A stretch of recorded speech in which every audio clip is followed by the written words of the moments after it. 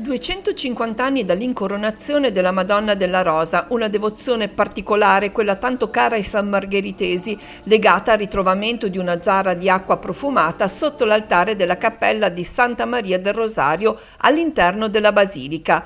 L'anno era il 1672, ma la devozione mariana è stata antecedente. I festeggiamenti quest'anno hanno avuto carattere giubilare. Celebrare un anniversario così ovviamente è un'occasione di grande festa per tutta la comunità parrocchiale, ma non vuole essere soltanto ricordare gli anni che passano, ma fare memoria dei volti che restano, quelli di tante persone di questa comunità parrocchiale che ci hanno preceduto e consegnato nell'affetto a Maria anche il consegnarsi e affidarsi al Signore. Con loro vogliamo fare festa in questo 250esimo in un itinerario di festeggiamenti che si apre in questo mese di maggio e si concluderà nel mese di luglio. Le celebrazioni si collocano in un momento di grande fermento per la comunità di Santa Margherita Ligure, i restauri esterni alla basilica, la pulizia dei lampadari interni alla chiesa, la fusione di una campana a ricordo del 250esimo e un calendario di eventi che sarà scandito dall'incontro con Don Paolo Agliata, sacerdote ambrosiano che proporrà l'ascolto di pagine scelte di letteratura non religiosa approfondendo nella natura spirituale,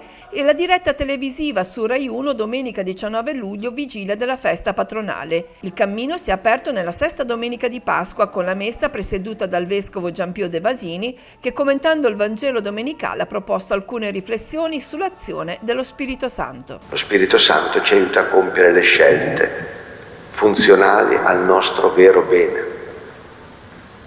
E poi soprattutto lo Spirito Santo ci aiuta a vivere il comandamento di Gesù, il suo comandamento, quello che ci ha lasciato prima di salire al Padre suo e che riassume tutti i comandamenti. Amatevi gli uni gli altri come io ho amato voi.